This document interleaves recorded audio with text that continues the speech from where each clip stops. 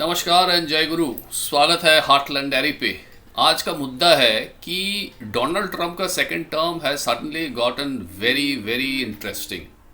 Mixed signals आ रहा है and they are coming out from different quarters barely 3 से 4 दिन के बाद ही, which is extremely early in the day. Like ये वीडियो आज रिकॉर्ड हो रहा है, it is going to release on next Wednesday, तो तब तक एक हफ्ता हो गया होगा। But it's been बेयरली 2-3 days since this man has taken charge, और उसी के बाद से एकदम इधर से उधर से जहाँ तहाँ से सिग्नल्स आ रहा है।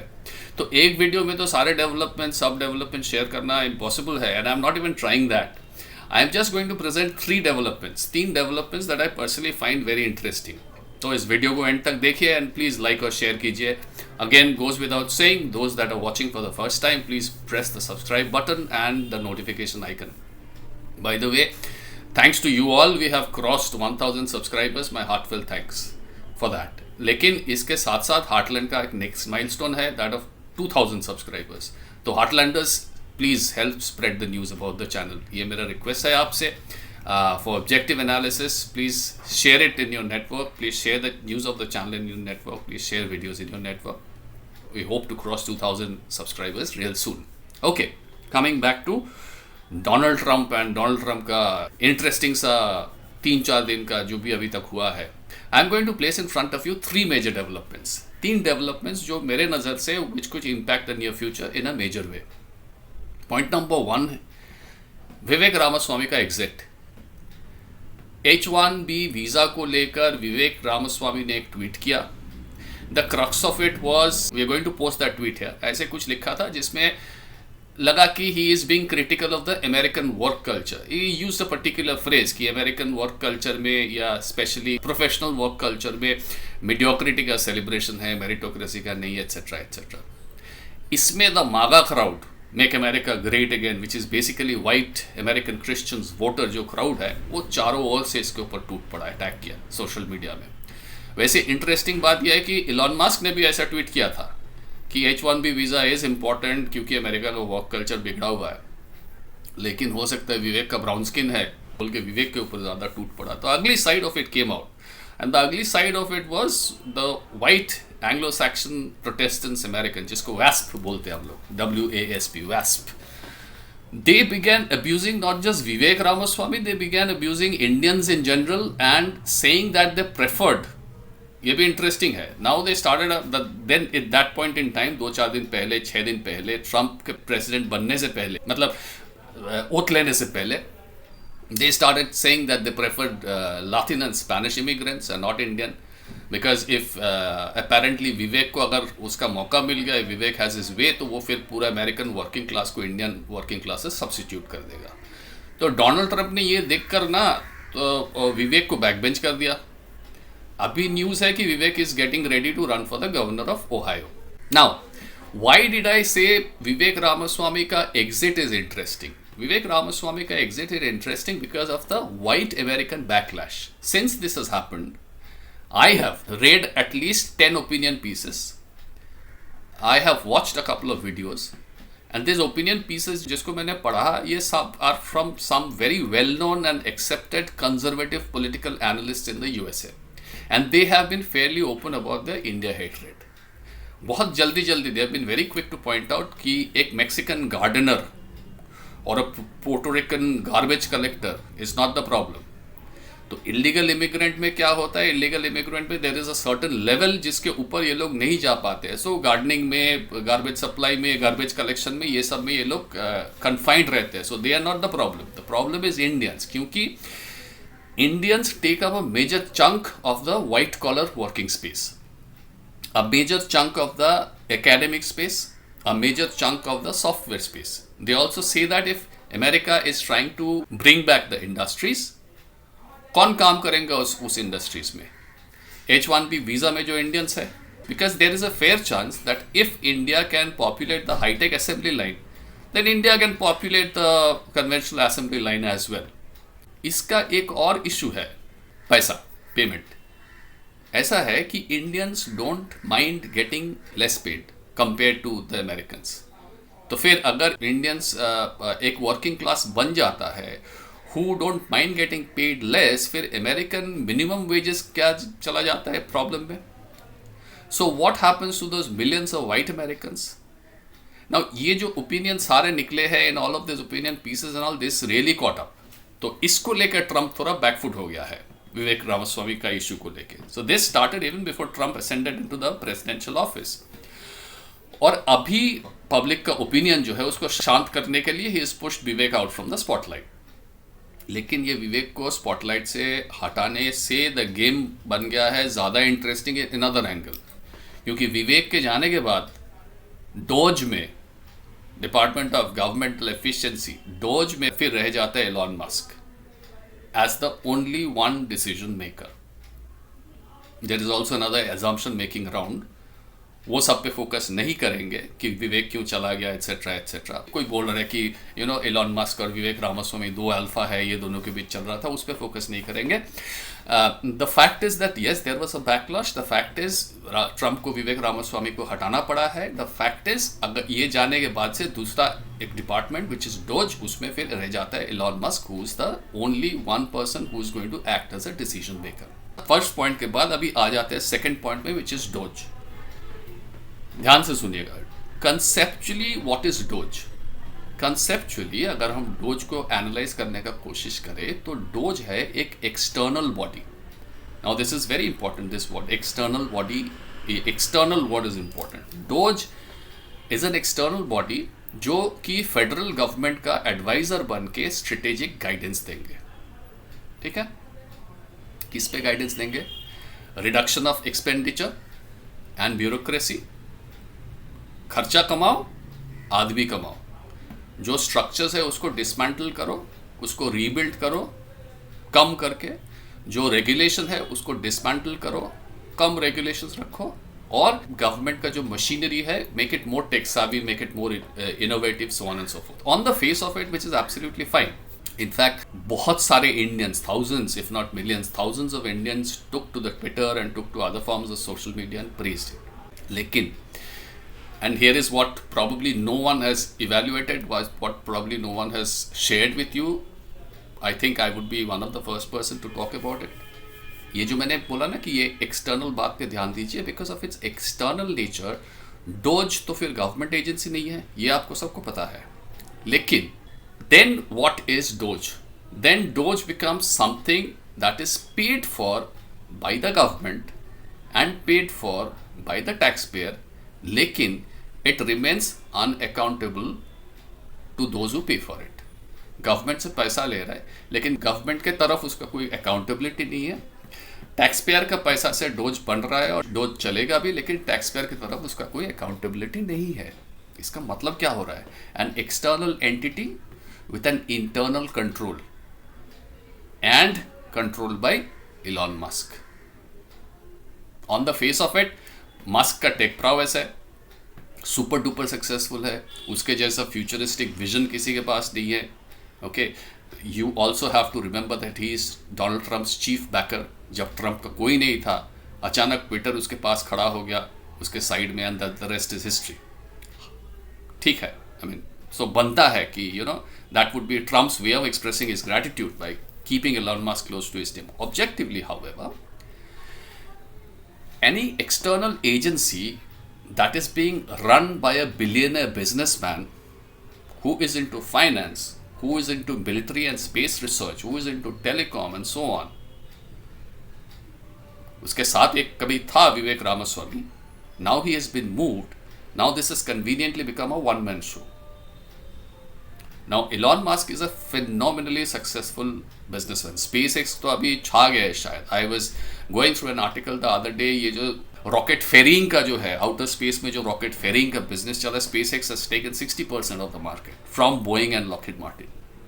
I mean, cost-wise they can't even think of what SpaceX is doing. They are using the same rocket, taxi के जैसा. वो जाके वहाँ फेरी करके पेलोड ड्रॉप करके फिर वापस आ रहा है, and then that rocket is being used again. He's literally crossed barriers when it comes to innovation, when it comes to technology. He's a billionaire. He's one of the world's, he is probably the world's richest man. And he is now in control of Doge, one man show. अभी एक parallel अगर draw करने का कोशिश करते हैं, आप लोगों को तो पता ही होंगे that it is often assumed that big banks and big pharma and big oil etc., etc. The big industries basically have been doing much the same, being external body and having internal control over the government in a very discreet manner. We have written about it, a lot of us have spoken about it. इसको हम लोग गहरा राज्य बोलते हैं, आदि अचिंत के अगर लैंग्वेज में जाए तो डीप स्टेट बोलते हैं. तो इसी एंगल से फिर डॉज बन जाता है deep state.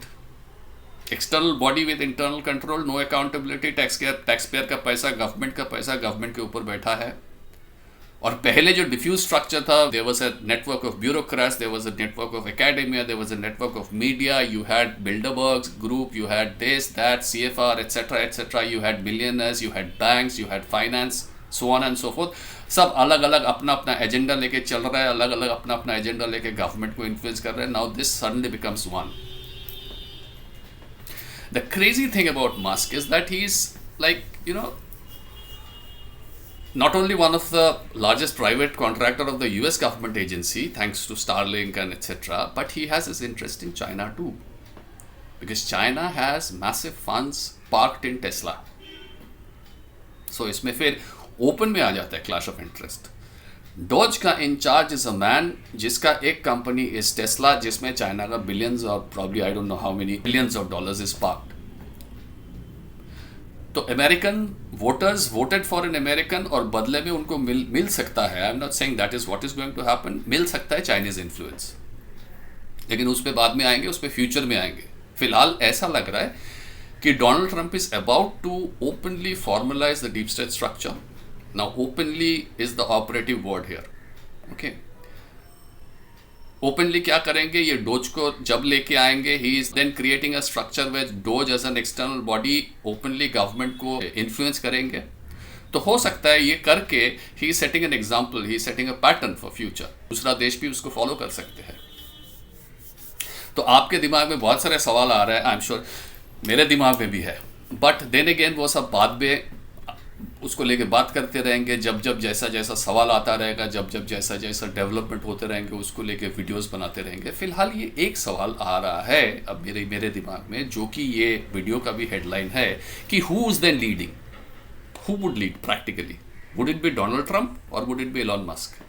Who is going to be the formal president? तो डोनाल्ड ट्रंप है, but who is going to be the functional president? इधर से we have a Trump who is representing the politics, उधर से we have a Elon Musk who is in charge of the entire bureaucratic and पता नहीं क्या क्या किस किस चीज़ का network. And in that case here is my guess, इन दोनों में बहुत जल्दी एक टसल होने वाला है. और अगर होता है तो at the one end you would have a man that wants to be the owner of the world who is Elon Musk, and the other end you will have a 80 साल का बुढ़ा. But don't underestimate the 80 साल का बुढ़ा.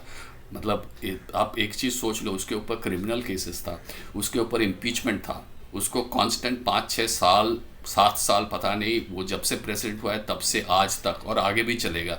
Media academia का vilification चला उसके ऊपर, उसके अगेंस्ट फेलनी चार्जेस लेके आया, उसके ऊपर असैसिनेशन अटेम्प्ट हुआ, और फिर उसके बावजूद भी ये 80 साल का बुढ़ा is back with a bang. So don't write him of, don't under estimate him. क्योंकि मुझे पर्सनली तो कोई पता नहीं कि एनी 80 साल का बुढ़ा दैट हैज अ विल और एन एबिलिटी और a persistence of Donald Trump. तो we can not write him off. एक और बात है, ये जितना भी ठीक है, विवेक को पीछे कर दिया गया है, नो प्रॉब्लम, बट ये जेडी वैंस बोलिए, तुलसी बोलिए, विवेक बोलिए, मार्को रूबियो बोलिए, ये सब लेकिन रैली किया है ब्रांड ट्रंप के पीछे, not behind brand Elon Musk. So another thing about Donald Trump is this man has loyal supporters. There are people who hate him, there are people who absolutely love him. और ये जो उसका supporter है वो elite में भी है और मासेस में भी है, प्लस उसका एक रॉक सॉलिड फैमिली बैकिंग है. ये सब के कंपैरिजन में Elon Musk just seems to be a one man show. आपको पता नहीं who all are in his team, who all are his second and third in command, who all are his brothers in the game. इस game में, in this kind of a political game, this kind of a mega political game, you cannot scale up till you have a core team. Vladimir Putin को देखिए, he has some extremely strong, members of his team, जिसको हम लोग Saint Petersburg boys बोलते हैं. उसमें Medvedev है, उसमें पात्रुशेव है, उसमें शोइगु है, उसमें इवन ये प्रिगोजिन था. These all were, or these all are a part of that gang. I am sure Xi Jinping also has them. Donald Trump का भी है, डोनाल्ड ट्रंप का एक पहले था, चला गया, फिर आ गया. He collects them. As he goes about, he collects them. But Musk's only companion seems to be his, tremendous success and his victory train. He doesn't seem to have a core team to sort of back him up. मैं ये नहीं बोल रहा हूँ, अच्छा disclaimer है, मैं ये नहीं बोल रहा हूँ कि ट्रंप विल प्रिवेल, ये दोनों का जब टसल लगेगा, लेकिन मैं ये भी नहीं बोल रहा हूँ कि ही वॉन्ट. मैं सिर्फ ये एक्सपेक्ट कर रहा हूँ कुछ ही दिन में, कुछ ही महीनों में there would be problems between Donald Trump and Elon Musk, and that would decide the future of DOGE. By the way, आपको पता है ओरिजिनल डोज क्या है? Doge was the name given to the head of Venice. Venice जो oligarchic mercantile Republic state था, उस state का जो हेड होता था, this title of doge used to be his. So this is just an interesting side note. Venice was an oligarchic mercantile republic, one of the prime oligarchic mercantile republic of its time. Business used to control and everything, and Venice used to have influence over a large chunk of the geography because of its oligarchic and mercantile prowess. और उसका जो head था, that person used to be called the Doge of Venice. So that's one interesting side note. Anyway, अब आते हैं third मुद्दे पे, और थर्ड मुद्दा है चाइना. फिर से चाइना. एक दो दिन पहले Trump has announced a mega project. Mega project का नाम है स्टारगेट. स्टारगेट क्या है? It's a $500 billion AI infrastructure project. Who all are the major stakeholders of Stargate? You have OpenAI, ChatGPT वाला, you have Oracle, you perhaps have Microsoft too, because सत्य नाडेला भी बीच में टपक पड़ा था एक दो ट्वीट लेके, जिस पे हम बाद में बात करेंगे, and you have SoftBank. Now Stargate is being dubbed as the largest infrastructure project in the history. Perhaps Oracle and Microsoft, etc., SoftBank would first put in $100 billion and then scale it up gradually to $500 billion and create around 1 lakh jobs. Now what I am doing here is I am going to provide you a quote. I am reading out a quote from CNN. Open quotes. Stargate will build the physical and virtual infrastructure to power the next generation of AI, including data centers around the country. Donald Trump ने कहा है. Oracle का Larry Ellison has said the group's first 1 million square foot data project is already under construction in Texas. Oracle ऐसे बहुत दिन से US government के पीछे था to push them to move against China. और ये है उसका प्रैक्टिकल रिजल्ट. कुछ चाइना को लेकर तो ये लोग का डर है ही, कि हालांकि पेपर्स में ये लोग लिखते हैं कि China is decades behind United states in the AI tech domain, AI innovation etcetera etcetera, लेकिन चाइना का एआई कैपेसिटी लेके ये लोग का एक डर रहता है. तो इसका ये है प्रैक्टिकल रिजल्ट कि स्टारगेट $500 billion प्रोजेक्ट, बहुत हैवी वेट सब है. तो ये सब तो ठीक था, लेकिन प्रॉब्लम शुरू हो गया कुछ ही देर बाद जब इलॉन मस्क ने ट्वीट पुट अप किया सैम ऑल्टमैन, जो कि ओपन एआई का फाउंडर है, उसको क्रिटिसाइज करके. और ये दोनों फिर झगड़ने लग गए ट्विटर में. ओके, इसका तो पालकी शर्मा ने फर्स्ट पोस्ट का एक वीडियो में इसको कवर किया है. You would find that video में 8-9 मिनट का वीडियो है, उसमें डिटेल में है किसने किसको क्या गाली दिया, किसने किसको क्या गाली दिया. And she puts up a very valid point. She is saying that billionaire businessman, you would assume that they have better things to do, लेकिन ये एक्चुअली ये लोग जो पहले वो फेसबुक में जो लिबरल्स का फाइट होता था ना, लंबा लंबा कमेंट्स देके एक आधा दूसरे के साथ फाइट करता था. This people were doing just the same thing, not the लंबा comment part, but yeah they were doing to me over Twitter, Elon Musk and Sam Altman. But China यहाँ पे कहाँ से आ जाता है? Here comes the bombshell. तो when Elon Musk and Altman were behaving like Facebook liberals on Twitter, news just came out that just a few hours before Trump unveiled the Stargate, just a few hours before, China launched something called DeepSeek R1, which, open quotes, outperforms its rivals in advanced coding, maths and general knowledge capabilities, close quote. Now this is the equivalent of a major earthquake. This is an open source model जिसका cost एक fraction है. अभी forex life का tech expert Adam button है, उसका मैं एक report पढ़ रहा हूँ. He says, Adam Button, he says, the product is a huge leap in terms of scaling and efficiency and may upend expectations of how much power and compute will be needed to manage the AI revolution. It also comes just hours before Trump is expected to unveil a $100 billion investment in US data centers. अब deep seek को लेकर assumption ये है कि what Trump is trying to achieve with his $500 billion project, because of the sheer low cost and scalability of DeepSeek can be integrated into the government and transnational economic system more efficiently, more effectively, and more sooner than anticipated. Now, Uncle is presented with two problems. Problem number one is China, जिसको सब think tankers, take analyst ने अपने eco chambers में रह के AI race में USA से बहुत पीछे रखा था. Report after report calling China बहुत पीछे है रेस में.